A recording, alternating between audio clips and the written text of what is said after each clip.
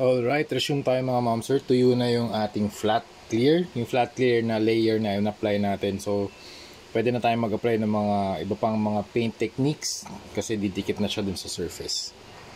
So, change of mind tayo mga ma'am sir. Gagamit tayo ngayon ng airbrush. Ito yung airbrush paint mix ratio na gagamitin natin. So, kung ito 100%, 60% yung paint, 30% yung reducer. Yung reducer, nag-help siya mag-thin ng paints for better airbrush flow.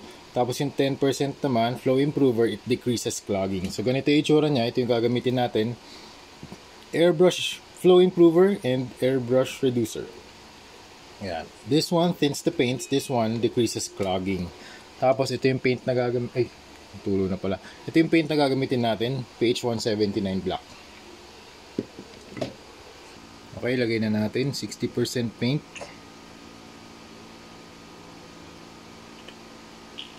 Tapos 10%, ito muna, 10% reducer. This will thin the paint. Mga ilang drops. Tapos 10% nito, flow improver. 1, 2, 3, 4, 5. Yan, estimate na lang natin. Tapos haluin natin siya.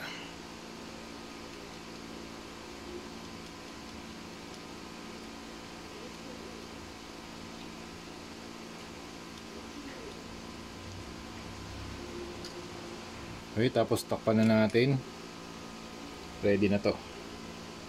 Alright, start tayo sa mga corners. Ang gagawin natin dito mga ma'am sir, pre-shading.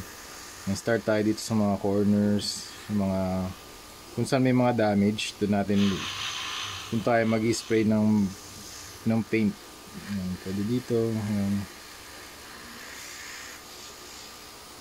Parang pre-shading yung ginagawa natin sa mga panel lines. Ayan. Kung saan nagko-connect yung mga armor plates, pwede natin lagyan ng mga dark areas. Pwede pa naman tayo magda-dry brush pa naman tayo after nito. So parang pre-shading lang talaga yung ginagawa natin. Okay.